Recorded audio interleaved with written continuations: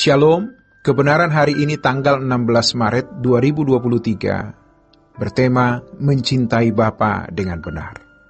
Betapa banyak orang Kristen yang mengobral ucapan, "Aku mencintaimu, aku mengasihimu Bapa," tanpa pengertian bagaimana seharusnya dia mengisi kehidupan yang benar-benar mengasihi atau mencintai Bapa.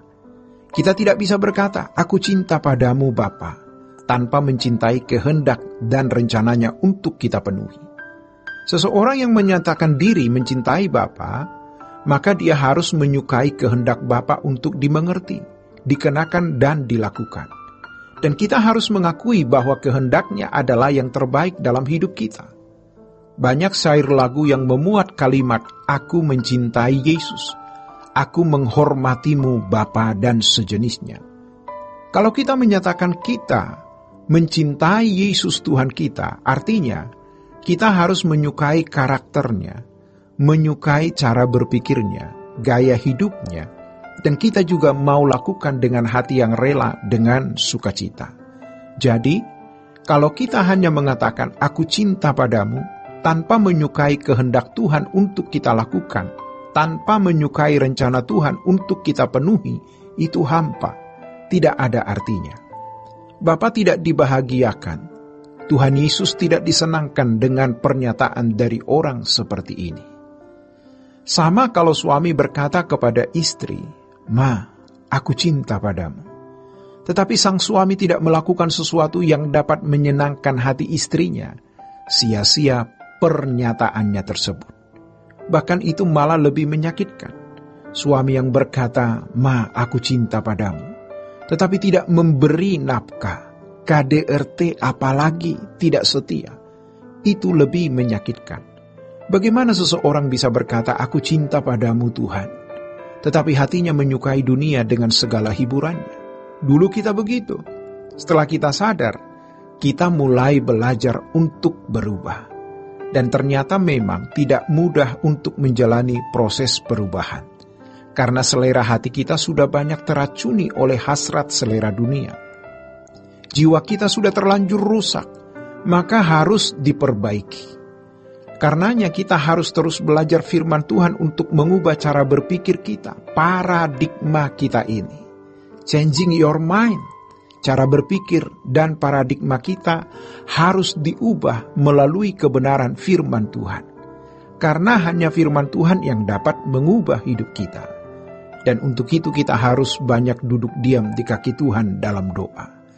Karena perjumpaan dengan Tuhan dalam doa itu yang dapat mengubah hidup kita. Maka betapa beruntungnya orang yang mengenal Allah yang benar dan mencintai Dia. Mengenal Allah yang benar, menyukai apa yang dikehendaki Allah untuk dilakukan, menyukai rencananya untuk dipenuhi. Inilah sebenarnya maksud Allah menciptakan manusia sejak semula.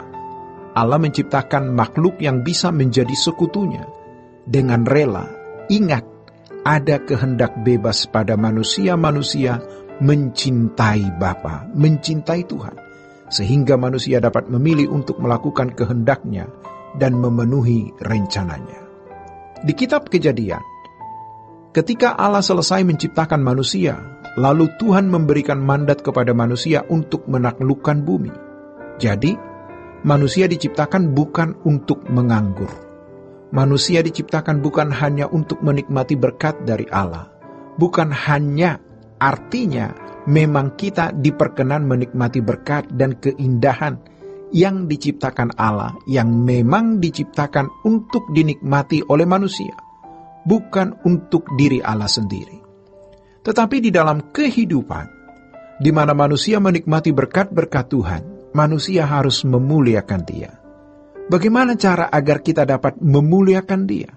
Tentu kita harus memilih untuk melakukan kehendak-Nya dan memenuhi rencananya.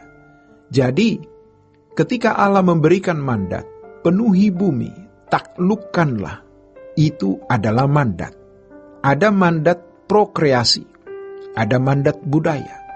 Dan ketika manusia melakukannya, manusia berarti benar-benar melakukan kehendak Tuhan dan memenuhi rencana Tuhan. Sekarang kita sebagai umat pilihan harus mengerti apa yang dikehendaki oleh Tuhan. Apa yang dikehendaki Tuhan adalah melakukan segala sesuatu dalam kehidupan kita setiap hari dengan tepat, seperti apa yang dikehendakinya, sesuai dengan pikiran dan perasaan Allah.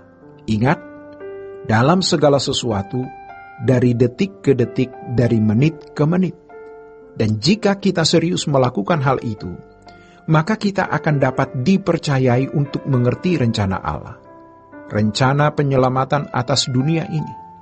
Dan Allah Bapa pasti melibatkan kita, karena memang demikian yang dikehendaki Bapa untuk menjadi utusan Tuhan Yesus. Seperti Bapa mengutus Yesus Tuhan kita, maka Tuhan Yesus pun mengutus kita. Untuk apa? Kita diutus untuk menjadi berkat, yaitu memberitakan kebenaran melalui kehidupan kita, yang memancarkan kehidupan Kristus. Dan dari perkataan kita yang membawa orang di sekitar kita kepada kehidupan yang diubahkan, agar dikembalikan ke rancangan Allah semula. Mari kita mencintai Tuhan dengan benar, mencintai Bapa dengan benar. Berarti kita bertekad menyukai kehendaknya untuk dilakukan, dan mengenal rencananya untuk dipenuhi. Mencintai Tuhan Yesus dengan benar berarti kita benar-benar menyukai karakternya, sifatnya, pikirannya, perasaannya untuk dikenakan dalam hidup kita. Lakukan itu tanpa batas. Demikianlah kebenaran hari ini. Tuhan Yesus memberkati. Sola Gracia.